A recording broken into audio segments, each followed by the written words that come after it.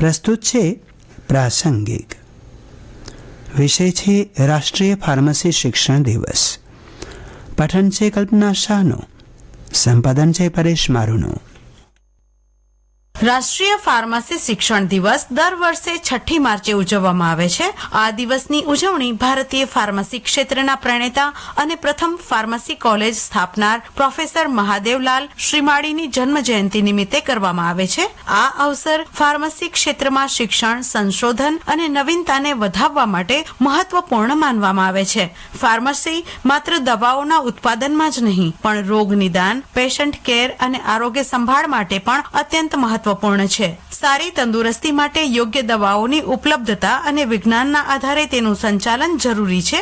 આજના યુગમાં ફાર્મસી શિક્ષણ માત્ર દવાઓના સંયોજન, દવાઓની અસર અને રોગચાળાના સંદર્ભમાં જ મર્યાદિત નથી, પરંતુ તેને clinical pharmacy, nano technology, pharmaceutical chemistry અને બાયોટેકનોલોજી જેવા ક્ષેત્રો સાથે જોડવામાં આવ્યું છે. દેશમાં ફાર્મસી શિક્ષણનો આરંભ 1932માં થયો, જ્યારે પ્રોફેસર એમ.એલ. શ્રોફે કલકત્તા યુનિવર્સિટીમાં પ્રથમ ફાર્મસી કોર્સ શરૂ કર્યો. ત્યારબાદ 1948માં pharmacy council of India PCI ની સ્થાપના કરવામાં આવી, જે દેશભરમાં ફાર્મસી શિક્ષણ અને વ્યવસાયના નિયમો ઘડવા માટે જવાબદાર છે. વિશ્વ સ્તરે ફાર્મસીની શરૂઆત ઉદ્યોગ સાહસિકતા અને ઔષધોના પારંપરિક ઉપયોગ સાથે થઈ હતી. તાજેતરના દાયકાઓમાં બાયોફાર્માસ્યુટિકલ્સ, નેનો ટેકનોલોજી અને ડિજિટલ હેલ્થકેર જેવા ક્ષેત્રોએ ફાર્મસી શિક્ષણમાં ક્રાંતિ આવી છે. ભારતમાં ફાર્મસી શિક્ષણના વિકાસ માટે pharmacy council of India PCI અને AICTE જેવી સંસ્થાઓ કાર્યરત છે. દેશભરમાં અનેક ફાર્મસી કોલેજો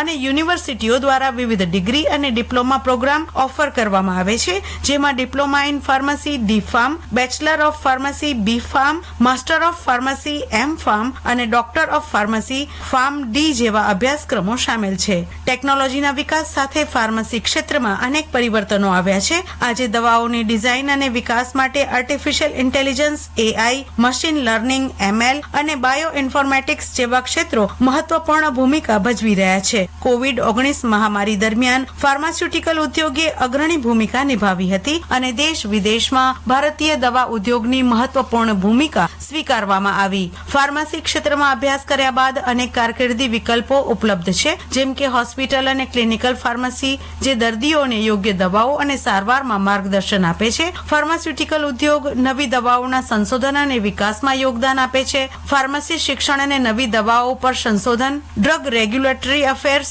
દવાઓની ગુણવત્તા અને નિયમો પર કાર્ય, મેડિકલ રાઇટિંગ અને ફાર્માસ્યુટિકલ માર્કેટિંગ, દવાઓની માહિતી અને વેચાણ વ્યવસ્થા. ફાર્મસી ક્ષેત્રમાં નવી ટેકનોલોજી, સંશોધન અને વૈશ્વિક મહત્વ વધતા ભારત અને વિશ્વભરમાં નિષ્ણાત ફાર્માસિસ્ટોની માંગ વધી રહી છે. પર્સનલાઇઝ્ડ મેડિસિન, બાયોફાર્માસ્યુટિકલ્સ અને જીન થેરપી જેવા ક્ષેત્રો ભાવિ ફાર્માસિસ્ટ માટે નવી તકો ઊભી કરી રહ્યા છે. રાષ્ટ્રીય ફાર્મસી શિક્ષણ દિવસ માત્ર ફાર્માસિસ્ટ માટે જ નહીં, પણ સમગ્ર આરોગ્ય ક્ષેત્ર માટે મહત્વપૂર્ણ છે. આ દિવસ ફાર્મસી શિક્ષણ અને સંશોધન ક્ષેત્રમાં કામ કરતા વિદ્યાર્થીઓ, શિક્ષકો અને વ્યાવસાયિકોને પ્રેરણા પૂરી પાડે છે. ભારતે ફાર્માસ્યુટિકલ ક્ષેત્રમાં વિશ્વવ્યાપી ઓળખ બનાવી છે અને ભવિષ્યમાં વધુ નવીનતા અને પ્રગતિની અપેક્ષા છે. રાષ્ટ્રીય ફાર્મસી શિક્ષણ દિવસ ફાર્મસી ક્ષેત્રે શિક્ષણ, સંશોધન અને વિકાસ માટે અનન્ય અવસર છે. આજે ફાર્માસિસ્ટ માત્ર દવાઓના નિર્માણ અને વેચાણ સુધી સીમિત નથી, પણ તેઓ હેલ્થકેર, સંશોધન, ટેકનોલોજી અને ક્લિનિકલ સેક્ટરમાં પણ મહત્વની ભૂમિકા ભજવી રહ્યા છે. ભવિષ્યમાં આરોગ્ય અને વિજ્ઞાનના ક્ષેત્રે ફાર્મસીનો રોલ વધુ વિકસિત થશે અને નવા સંશોધનો અને ટેકનોલોજી દ્વારા આરોગ્ય સેવાઓ વધુ અસરકારક બનશે. આ દિવસ પર આપણે સૌએ પ્રતિજ્ઞા લેવી જોઈએ કે ફાર્મસી શિક્ષણ